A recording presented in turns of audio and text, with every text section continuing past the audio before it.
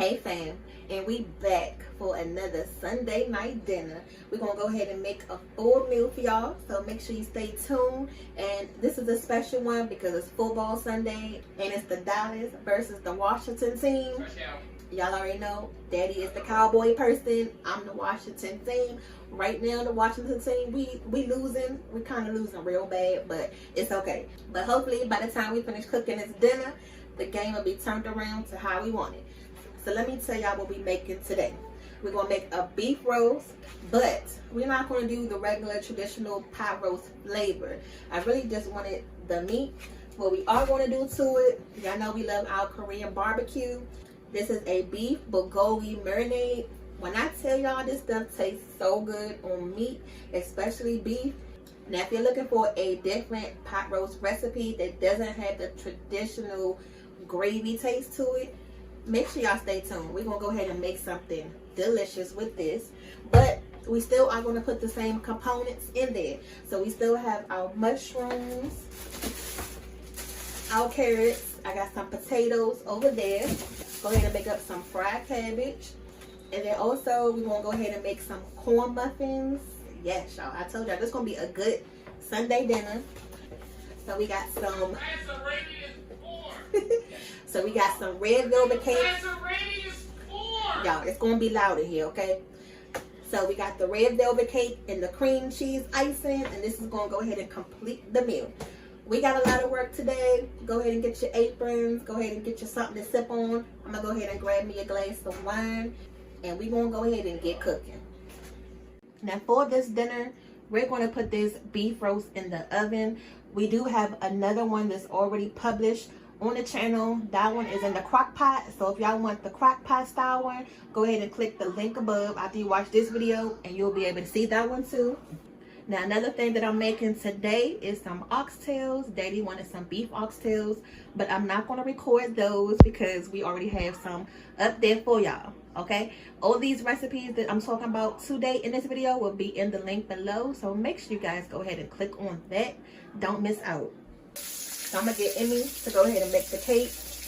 You know you have to cook the dessert first because it's either gonna have to go in the refrigerator or it's gonna cool down. And she's gonna go ahead and put it in there once she's done. That was the oven preheating. So we're gonna go ahead and clean the steak first. And it got a lot of marble in it. Look at that, it's already starting to like come apart.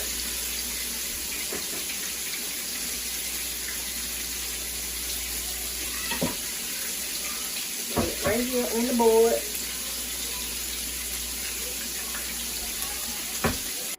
And we're gonna go ahead and plug in some of these garlic cloves right in the meat. It's gonna give it some nice extra flavor to it. Ooh, it's that red velvet. So we'll see this cake in about 20 minutes. Go ahead and put it in the oven. So now we got our meat clean. You're going to go ahead and just get you a little small, sharp knife. We're going to go ahead and just poke a few holes in this meat. And it doesn't matter where you poke them at. It's just enough to go ahead and put the garlic in there. For these little big pieces, you can just cut them in half. And just put them everywhere that you can put them holes. That's all you got to do. Yeah, so it's really easier this way. If you just do one hole at a time, then you can actually pretty much move faster because you don't have to remember where you stuck the dang on garlic. I know a lot of times I do that. I'll poke holes throughout the whole meat, and then it's kind of hard for you to see where the hole is. So it's easy if I just do one hole at a time and then plug and play.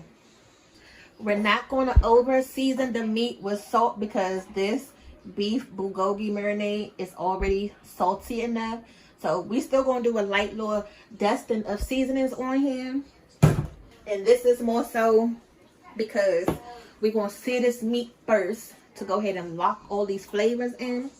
Now look at this. I picked up this today. It says Holy Smokes, and it's good for pork and meat rub. So it says I can use this for beef, so hopefully this will give it a nice smoky flavor. I've never seen this before, so we're going to try it out. And then I still always use some regular garlic powder, because with the fresh garlic, it's good, but it still doesn't give me that robust garlic flavor that I'm looking for. So I like to use both. It's a little spicy. It's good though. Yeah, but we're supposed to have them 42 nothing. Yeah, but who knows what's going on in our last few drawers. And we're going to season both sides with this onion powder, with the garlic powder.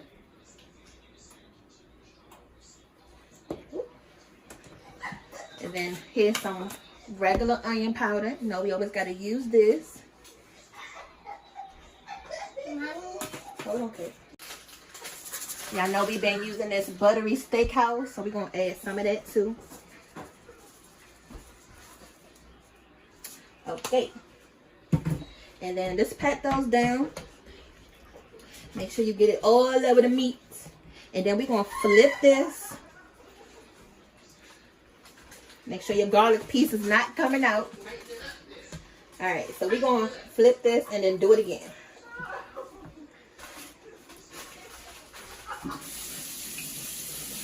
Again. Now this is a big piece of meat, y'all, so don't be scared to season it. This meat is thick, so you want to make sure that your seasonings, you got enough of it on there. Yeah, I know how pot roast can be and anything else. You got all the seasonings on top, and then in the middle, you really can't taste the meat. Unless that's the flavor you're going for. You know, you more so just want to taste the meat. The actual flavor of the beef itself, then that's fine.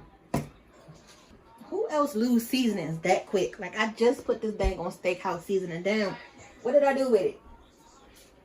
Oh. So like you be losing your mind in the kitchen sometimes. Alright. So that's good. If y'all blind like me, I'm just going to go ahead and give you a little close-up of the meat. Now, this is where the tricky part comes in at, because we're going to fry this real quick. And this is our flour right here. So I got a big enough bowl where I can put the whole piece of steak. Just go ahead and spread it out, because this is going to help create that gravy that you want, that's going to go in your pot roast. Although we're not making that traditional pot roast flavor, I still want that thickness of the sauce. So I'm still going to do this step. Now we're going to take this whole piece of meat and just lay it and pat it down.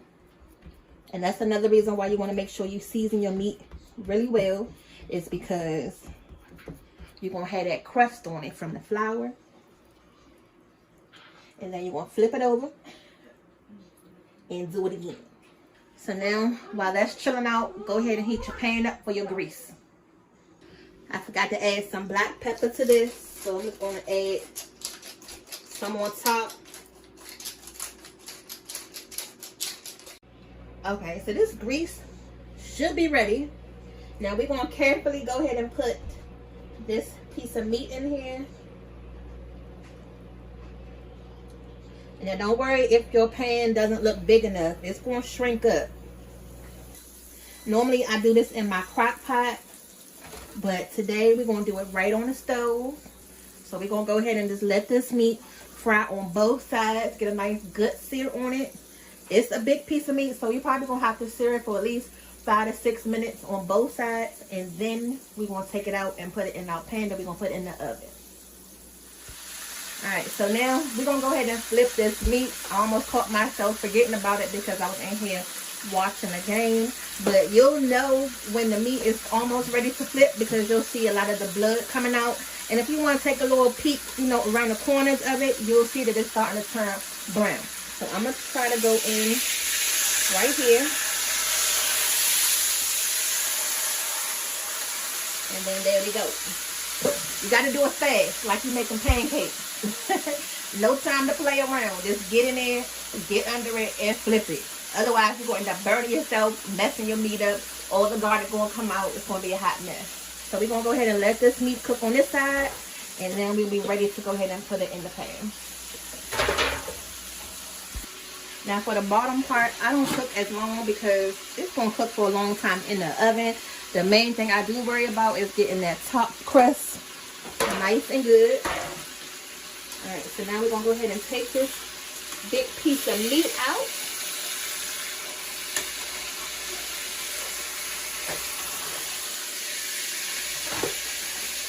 Ooh, look at that. Look at that, y'all. So now we can go ahead and put the sauce on this and prep it for the oven. Now this stuff is pretty concentrated. And if you're wondering what's in it, it's some soy sauce, water, sugar, pepper, garlic, onion, Worcestershire sauce, salt, apple juice, pineapple juice. It's a little bit of everything in there. So that's why I said this flavor is going to go good with this meat. I'll be right back. Going to pick up my money. My Cowboys done won. Stomped them Redskins in the ground. The game over already? Man, that game over. It's 5 minutes left. It's so irritating. So I'm going to do... So we're going to go ahead and add this. Now I want to make sure we got enough sauce in the end.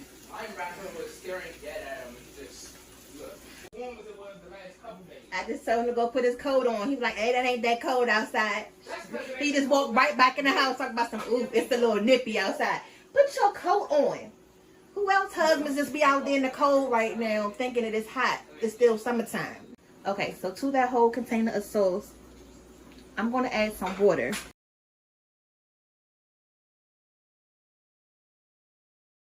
We're going to go ahead and just baste this first. We're not going to add the potatoes, the carrots, and the mushrooms right now. The main thing we want to focus on is breaking this meat down, because if you put all that stuff in it too early, it's just going to turn into mush, and you want to be able to see those things afterwards. Once we come back and check it, if I need to add some more liquid, I'll go ahead and add it then. So set your timer for 2 hours, and we'll be back when it's time to check on it. Let's go ahead and start this cabbage. Here go the cake right here, right out the oven. It came out really good. Icing. No, it's not time for the icing yet. Look, y'all, this little girl, she can't stay out the icing. Every 2 seconds, she in there just sticking her dang on fingers. Move. Now, once you take this out the oven, don't put this cake on the table. You know the kids gonna get into it, so she gonna stay right here on the stove where I can watch her. This cabbage is really heavy, so it was 79 cents per pound at the store. I didn't even look at the receipt to see how much it actually came up to, but I'm quite sure it was like $3 to $4. Ooh, ow! Y'all, this is me. This is me all day. What is that? Have you ever heard about these dang on things called the poppets? What is that? I guess it's supposed to be like the little poppet pieces that come in the box when you get your package. You know how you just stand there and push the thing? It's called a fidget toy. A fidget toy. Look, they come out with every dang on thing. With our version of fried cabbage. That's just how we do it. And I always take these little outer leaves off. You know, these are the pieces that everybody be touching on in the grocery store. I don't know. I just got to get that off of it first. And then I can go ahead and actually start working with it. Is anybody OCD like that? Or is it just me? Comment down below. I don't know. We're going to go ahead and just cut this off first. That way you get your nice little base to work with. Can't be having your cabbage flying all over the place. And then just go ahead and cut it down. Boom. And then I always like to just take this piece off first. If you just cut it in a triangle, watch your fingers. And then there's no space right here, so I just normally take the thick part of the knife, and then it just comes up just like that. So then once you cut the core out, then lay it on this side. I normally just cut it in fours. Ooh.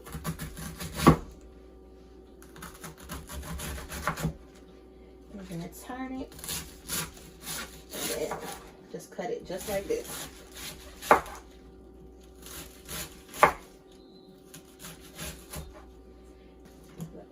trying to cut yourself. And this is a big cabbage, but it's going to shrink down. So don't worry if you think it's a lot of cabbage right now, because we're going to need some for leftovers. When I was thinking about this dinner tonight, I was thinking about me not having to cook tomorrow. Y'all need to learn how to do that. I'm telling you, some families don't like leftovers, but I'm not about to be in the kitchen every day cooking. So if you don't like leftovers, then what you about to cook today? What you about to cook tomorrow? So I try to be a little sneaky when I be in the store trying to figure out what we gonna eat. But if you make it good enough, they're not gonna have to worry about it.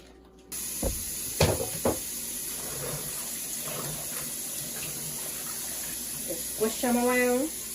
Then after you got that one done, just go ahead and drain the water off. And then just do it again.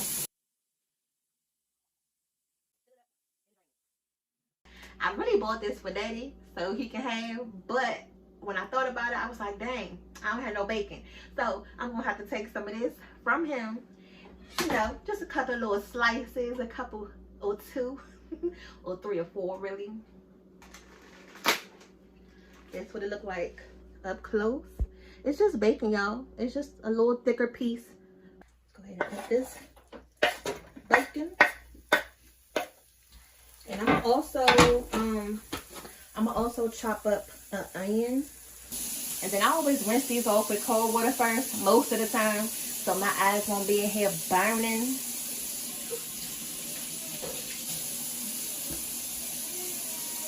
How many of y'all knew that trick? If you put the onion under the cold water, it won't make your eyes burn as much. Yeah, so y'all definitely need that one.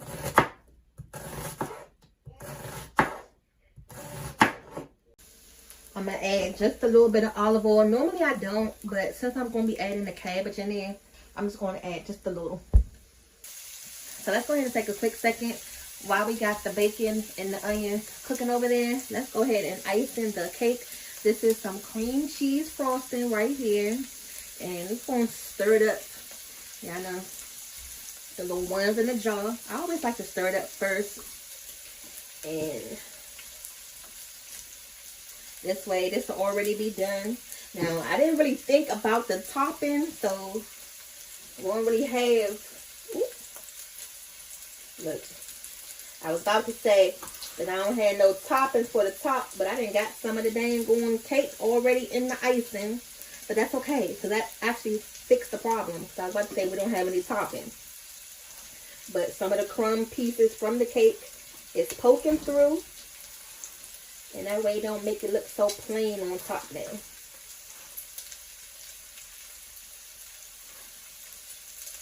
So that's the reason why it's good to have your pantry stocked. Because days like this, when I didn't anticipate going to the store and buying dessert and actually forgetting about it, I remembered that we had this box of cake mix in the house after we got home. And I was like, oops, there you go.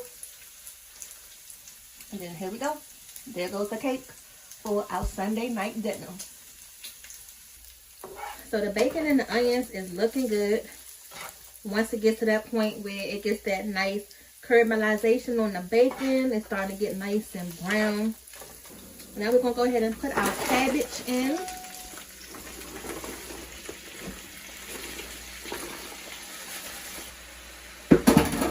It's going to shrink down. So let me get the top so I can help it cook down a little faster. I'm going to add just a little bit of water just so it can help steam that cabbage down. Go ahead and put your top on it. Look, I got to push this thing down all the way. And then for some reason, I'm so irritated because this dang on top don't fit this pan anymore. Somehow this pan got bent so it don't fit all the way. So irritating. So once that cabbage go ahead and cook down, we're going to go ahead and season it up. Let's go ahead and season the cabbage because it's almost time to check the meat. It's been about 2 hours. So I want to go ahead and just get this going while we do that. I always like to add some poultry seasoning. I don't know what it is. That poultry seasoning and cabbage just brings out that extra little flavor in it. And then I also like to add in some of this chicken rub flavor right here. Y'all notice I put a lot of chicken seasonings in the cabbage. Oh yeah. We want to do a little bit of garlic. Where is my onion powder? Oh, right there in front of me. Some pepper. And then we got some of this Himalayan salt. I'm going to go ahead and put some of that in there too. And we're going to go ahead and just let her cook down. And she'll be good to go. And I don't know if you can tell, but it's enough water still at the bottom. I still got to make a pot of rice to go with this meat. And this going to keep cooking down. Let's go ahead and check the meat. And then we're going to be ready to add in our vegetables. Alright, so it's our first time checking the meat since we cooked it 2 hours later.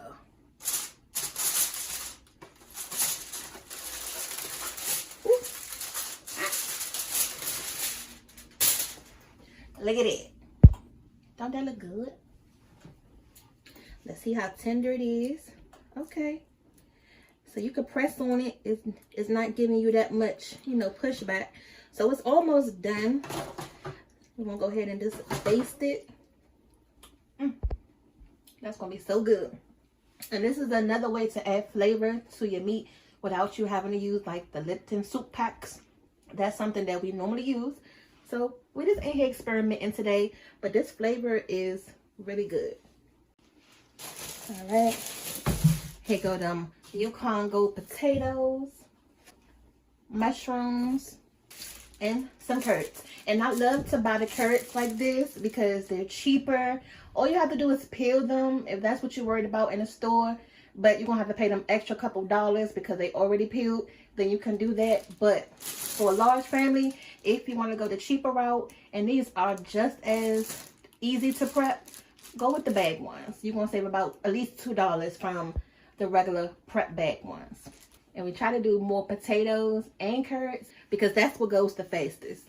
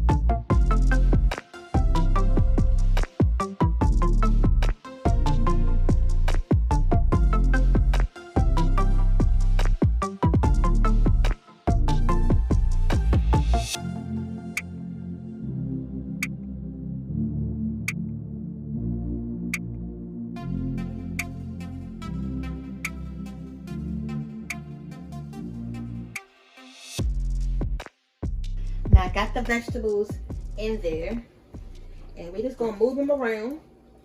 I'm not gonna put them on top of the meat, just gonna put them on the side of the meat. And like I said, these potatoes should thicken the sauce up. Hopefully I won't have to go in here and add any other like thickening agents. So that'll be really good. And I still want to have enough sauce, so in case someone want to put some on their rice, you got enough to do so. Now also what I have here is some bay leaves. So I'm probably going to take about 3 of them and just stick them in there. That's it. Alright, so we're going to cover this back up. Cook it for another hour. Just to go ahead and give us some time for the potatoes to cook all the way through. And then once we check it the next time, we should be good. Okay? What's wrong? You just woke up? Am I not? You ready to eat? No, it's not done. This is one of them things, one of them meals where you cannot rush. And you gotta make sure it's nice and tender. But it's also one of them things you gotta start early in the day because it does take a long time to make sure you want it right and tender just the way you want to. We're gonna go ahead and cook the rice. Now, I don't know how your household operates, but anytime we make like pot roast or anything with gravy, no matter what the size is, unless we're making mashed potatoes to put that gravy on top, we're gonna cook the rice. Most of the time, 2 cups of rice at a time. That way, each pot of rice will be as fresh as possible. And if we still have some more food left over the next day, then I probably would just make some more rice if all of this is all gone. Does that make sense? At the 90% stage, we can go ahead and get our cornbread muffins ready, prep. So once the meat come out, we can go ahead and just slide these in there. And I like to cook these at the end so they can be nice, warm, and buttery. So let's go ahead and get that started.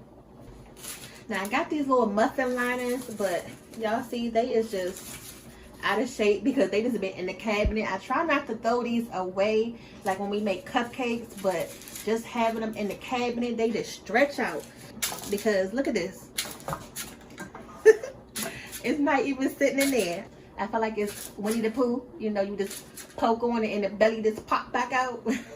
Hopefully y'all know how to make Jiffy corn mix because I don't really measure and I've been making these things for so long. So I'm just gonna go ahead and put these 2 eggs in here just to go ahead and get these eggs out my way.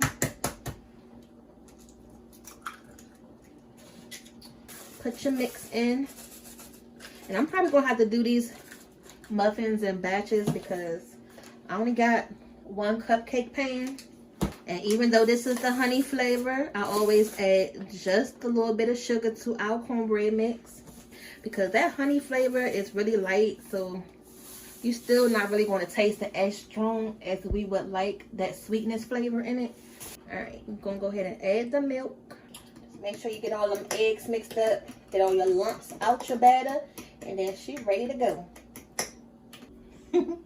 So we're going to try to make sure we make these look as consistent as possible once they come out the oven. Y'all know what I'm talking about. Some muffins be overflowing. Some muffins don't have enough batter. Some muffins, it's just like, what happened here? So we're going to make sure we use our little measuring cup. This is what we're going to use to go ahead and scoop it in there.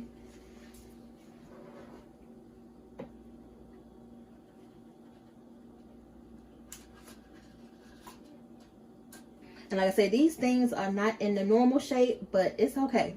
Once I put that batter in there and they start to rise in the oven, it's going to be all right.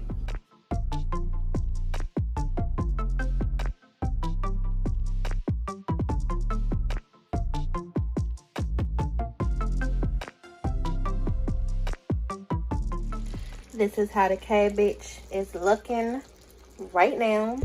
Now I just tasted it and I feel like it still needs a little something. So I'm just going to add a little bit of this season on.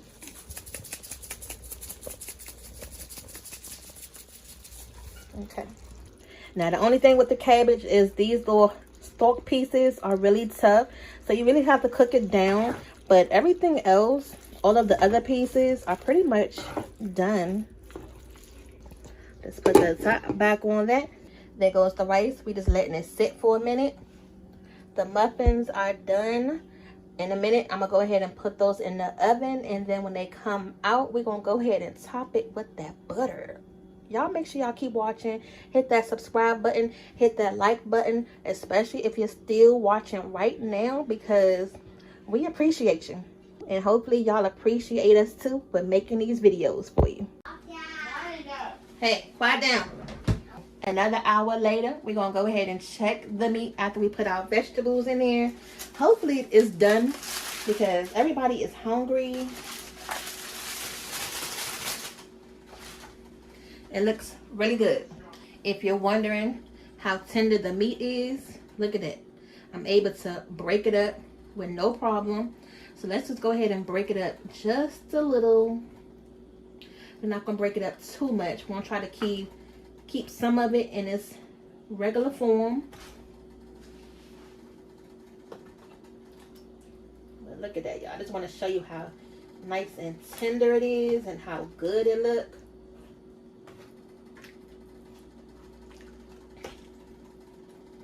So even though it doesn't have that traditional pot roast flavor to it, it still has the look of that pot roast. So what we're going to do is make a little slurry. Take a little bit of flour. So I added some water to this flour. That's all you need to do. And we just going to go ahead and just stir this up. Ooh, I'm making a mess. Just go ahead and stir it up. You're going to make sure you get all the lumps out. Like all of the lumps. That's the whole purpose of us doing it this way. So it will not be lumpy.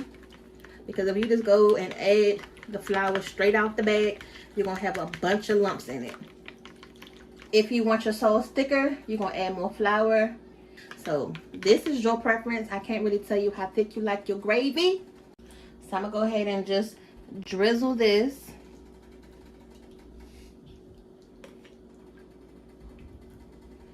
Just like that. Give it a little stir. And this is going to make our sauce a little bit more thicker. It's not going to be as loose.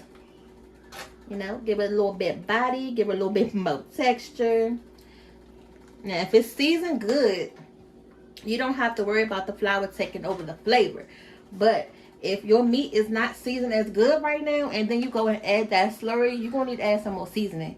Because that flour taste is going to take over a little bit. Which is why I really suggest using the cornstarch. Now, let's take a look at Daddy oxtails. Y'all know I'm going to snatch me one of these too. Let me go ahead and let me get a piece for you. Look at that. See how that meat just fall off the bone? But this not for y'all tonight. If y'all want these, y'all have to go over to our oxtails video to see how to make this recipe. Now, we did make these in the oven. The other ones are crock pot style, but that's okay. It's the same thing, and they're going to turn out even delicious, okay? Y'all, look. This pot roast been thickened up so much, I don't even need to put it back in the oven. It's been sitting here for about 10 minutes on its own because I've been trying to wait to get them corn muffins done. But look at this. We're going to go ahead and just sit that to the side. And then let's put the foil on top of that so it can stay warm. Let's go ahead and fluff this rice up. And then you know you cooked it right because as you go to fluff it up, all of your rice pieces is still looking individual. Y'all see that? Ooh, that's that beef broth jasmine rice. Okay, it's coming along. It's coming along. Here go those corn muffins right out the oven. And you know what we gotta do when they come right out the oven, right, y'all? What y'all do when y'all corn muffins come right out the oven? Go ahead and comment down below. But let me show you how we over here on Rolling with the Fam hook ours up. I'm just going to go ahead and take this stick of butter and just rub it right on it while it's still hot, right out the oven.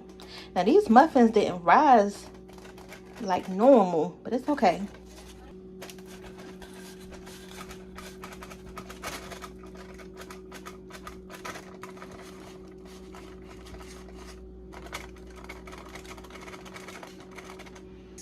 Let's go ahead and fix a plate. You don't gotta pile your plate up. Just eat with. Look, they so hungry they think they about to go ahead and pile their plate up. And it's all nice and tender. So total, this was about 3 hours to make this meat. Get it, come on. And the potatoes and carrots is nice and tender. I'm still bleeding. And you see, we got a lot of sauce. Oh, that looks so good. Don't that look so good? You ready to eat? You got your fork. Alright, don't forget about that red velvet cake right there. We're going to go ahead and slice it up after dinner. But everything is done. Y'all, real quick. Here go Daddy snooping in the pan. Y'all, he done had a good day with his daggone Cowboys winning. Little pieces of ish. You know what I'm talking about. But he ain't here. He made his way out to the meat So his oxtails, and then this is the pot roast. Which one you like better? I think I like the pot roast. And I made him the dang on oxtails. So. Because one of the pot roasts got what I want. Sauce! Stop it. Stop. Look, that's your piece. Y'all could have put Fruit Loops in them.